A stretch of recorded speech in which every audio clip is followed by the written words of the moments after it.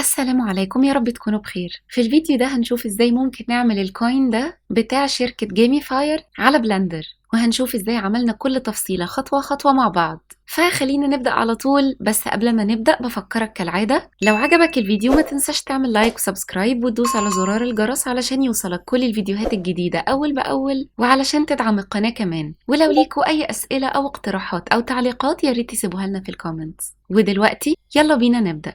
اول حاجه هعملها ان انا همسح الكيوب اللي عندي ده، فهاجي على الكيوب وهعمل اكس وديليت. وبعدين انا عاوزه اعمل كوين، فاقرب شكل للكوين هو السلندر، فهروح من هنا هعمل اد مش سلندر. قبل ما تحرك اي حاجه من السلندر هتلاقي ان انت اتفتح لك تاب تحت بالشكل ده، فهتفتح التاب دي وهتخلي الفيرتسز دي 64 وهتدوس انتر، وبكده هيبقى عندك 64 فيرتسز هنا. بعد كده هنعمل اس زد عشان نصغرها بس على الزد اكسس، حاجه زي كده لحد السمك اللي انت عاوزه يكون بتاع الكوين بتاعك. بعد كده هعمل ار واي 90 علشان الف الكوين على الواي اكسس 90 درجه. بعد كده هدوس انتر علشان اكونفيرم، وبعدين جي زد علشان ارفعه فوق الارض شويه حاجه بالشكل ده. بعد كده هعمل كنترول اي علشان اعمل ابلاي سكيل، وبعدين هدوس تاب علشان اروح للاديت مود وهختار الفيس سيلكت، وهختار بس الفيس دي والشيفت وهختار الفيس دي كمان. وبعدين هعمل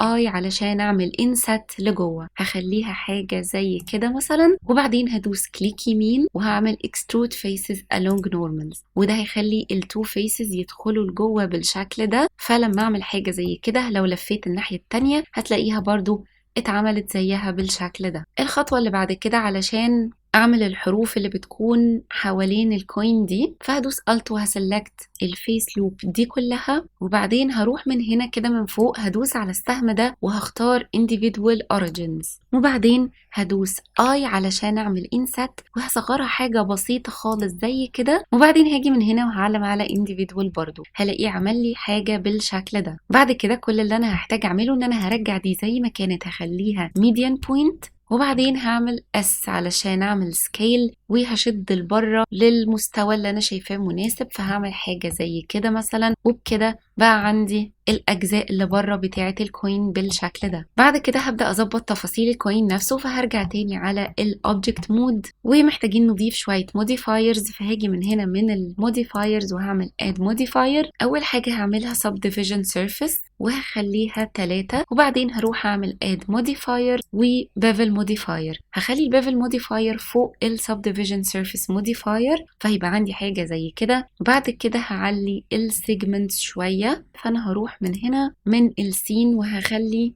اي في دي هخليها سايكلز، وسي بي يو هخليها جي بي يو كومبيوت، وهغير الماك سامبلز من هنا، ممكن اعملها حاجه زي 200 مثلا وهدوس انتر، وبالمره اخلي الرندر ماك سامبلز حاجه زي 300 مثلا، وهرجع تاني على الموديفايرز. وما تنساش تعمل كنترول اس وتسيف شغلك علشان مفيش حاجه تضيع منك. بعد كده هاجي من الاماونت هنا بتاعه البيفل وهقلل الاماونت خالص. تمام، انا شايفه ان 0.08 مناسب ليا اكتر. بعد كده هروح تاب على الاديت مود وهختار الادج سيلكت وهعمل كنترول ار عشان اعمل لوب كات وتسبورت عندي الشكل. هرفع اللوب كات لفوق حاجة زي كده، وكنترول ار كمان وهعمل لوب كات كمان الناحية التانية، وعلى الوش التاني بتاع الكوين نفس الكلام كنترول ار وهعمل لوب كات هنا حاجة زي كده، وكنترول ار ولوب كات كمان هنا بالشكل ده. لو حابب ان الحواف بتاعة الكوين تكون بارزة شوية فخليها زي ما هي كده، ولو مش حابب ان هي تكون بالشكل ده فهتحتاج تروح على الفيس سيلكت والت وهتختار كل الفيسز دي، وبعدين هنعمل اس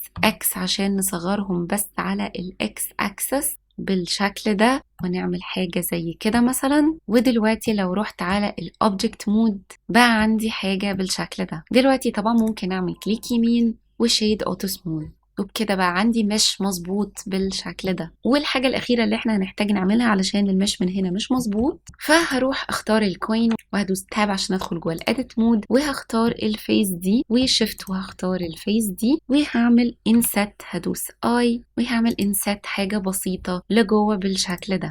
تمام. دلوقتي بقى علشان اعمل الشكل اللي جوه ده، ايا كان ايه الشكل اللي انت عاوز تعمله، انا الشكل اللي انا عاوز اعمله على الكوين هيكون هو اللوجو بتاع شركة جيميفاير. فانا عندي اللوجو بصيغة SVG، وكنا شرحنا الكلام ده في فيديوهات قبل كده. هسيب لك اللينك بتاع الفيديو اللي فيه كل التفاصيل عن الموضوع ده في الاي اللي فوق دي. فدلوقتي اللي انا هحتاج اعمله ان انا هحتاج اضيف اللوجو جوه البروجكت بتاعي. هروح من قائمة فايل، هعمل import، وهلاقي هنا Scalable Vector Graphics SVG. لو الاوبشن ده مش موجود عندك فهتحتاج ان انت تروح ل Edit Preferences، وهتسرش من هنا على SVG، وهتلاقي الاوبشن ده طلع لك. فكل اللي انت هتحتاج تعمله ان انت تتاكد ان انت معلم عليه، وبكده خلاص هيكون معاك. فدلوقتي هروح اعمل فايل import SVG.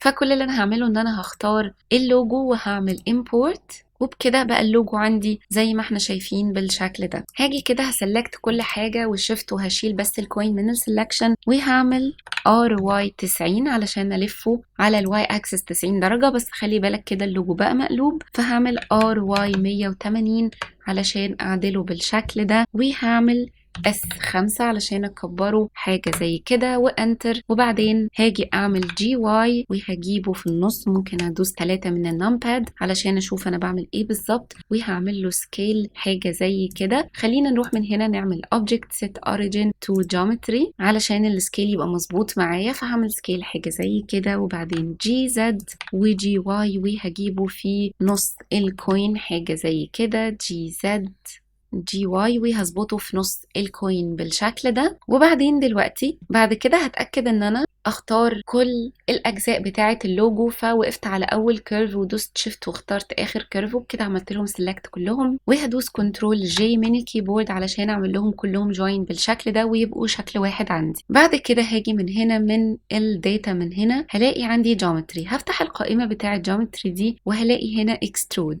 هسحب اكسترود دي فأكبر اللوجو بالشكل ده لغاية ما أكون شايفة إن ده مناسب بالنسبة لي، إن هو يكون باين من الناحيتين حاجة زي كده. فتمام كده، تمام بالنسبة لي. هروح بعد كده على depth، هزودها شوية، بس طبعا لو زودتها كده هتلاقيها كبرت قوي بزيادة منك، فهتحتاج ان انت تعملها مانيوال برقم قليل. تمام. في الاخر استقريت على 0.0025. فبعد ما ظبطت الكلام ده كله هروح اعمل كليك يمين وهعمل convert to mesh. كده انا حولت اللوجو ده لمش. بعد كده هروح اختار اللوجو وهروح على الماتيريال بروبرتيز. طبعا احنا واخدين بالنا ان الاوريجين بوينت هنا، فهروح تاني اعمل object set origin to geometry علشان تبقى مظبوطه معايا في النص. بعد كده من الماتيريال من هنا هلغي الماتيريال دي وهعمل نيو ماتيريال. هاجي من السيرفيس، من بدل ما هي principled BSDF هروح اختار glossy BSDF. بعد كده علشان اشوف ايه اللي انا بعمله بالظبط هروح على الريندر بريفيو، فبقى عندي حاجه زي كده. ومن الكالر كل اللي انا محتاجه اعمله ان انا هختار لون جولدن حاجه زي كده، وبكده بقت عندي الماتيريال الجولد بتاعتي بالشكل ده. طبعا اقدر ان انا اقلل الرفنس شويه علشان تبقى تلمع اكتر حاجه زي كده. بعد كده هختار الكوين وشيفت وهختار اللوجو بتاعي، وهاجي من السهم الصغير ده وهعمل كوبي ماتيريال تو سيلكتد، وبكده بقى عندي الكوين بتاعي جاهز بالشكل ده. كنترول اس علشان نعمل سيف. ولو حاسس ان هو اللوجو كده بارز بزياده تقدر طبعا ان انت تعمل اس اكس وتصغره شويه بالشكل ده. وبكده بقى عندنا الكوين بتاعنا باللوجو زي ما احنا حابينه يكون. علشان تظهر الكوين بشكل حلو محتاج تعمل HDR مناسب. بعد كده فتحت موقع Polyhaven من هنا علشان انزل HDR، فاختارت ال HDR دي وفتحتها وعملت داونلود.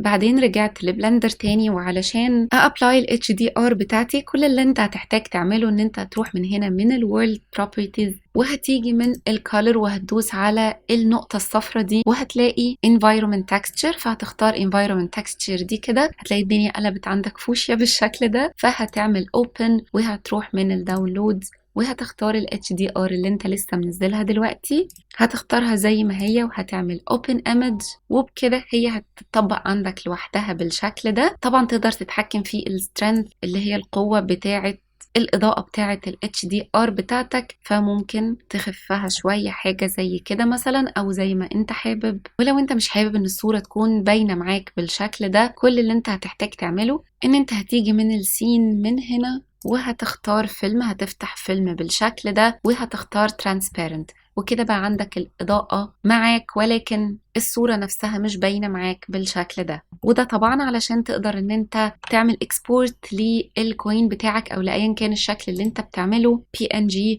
وتقدر تستفيد منه في تصميمات كتيرة. طبعا انا لاحظت ان اللون فاتح قوي لما الإضاءة بقت عالية، فممكن اجي من هنا من الماتيريال بروبرتيز واغمق اللون شوية حاجة زي كده علشان يديني احساس ان هو جولد، وممكن كمان اقلل الرفنس شوية. وطبعا اللي انا بعمله بيتطبق على الاتنين عندي لان الاتنين واخدين نفس الماتيريال الشكلين. وطبعا ممكن لو انت حابب ان انت تختار ده وتختار ده وتعمل كنترول جي وتعمل لهم جوين علشان الاتنين يبقوا عندك حاجة واحدة، فتقدر تعمل كده لو انت متأكد ان انت مش هتحتاج ان انت تعدل عليه اكتر من كده. فبس كده على الفيديو بتاع النهاردة. يا رب يكون الفيديو كان فيه معلومة جديدة ليك ويا رب يكون فادك. بفكرك في آخر الفيديو طبعا لو عجبك الفيديو ما تنساش تعمل لايك وسبسكرايب وتدوس على زرار الجرس علشان يوصلك كل الفيديوهات الجديدة أول بأول، وعلشان تدعم القناة كمان. ولو ليكوا أي أسئلة أو اقتراحات أو تعليقات يا ريت تسيبوها لنا في الكومنتس، وأشوفكوا في الفيديو اللي جاي إن شاء الله. باي باي.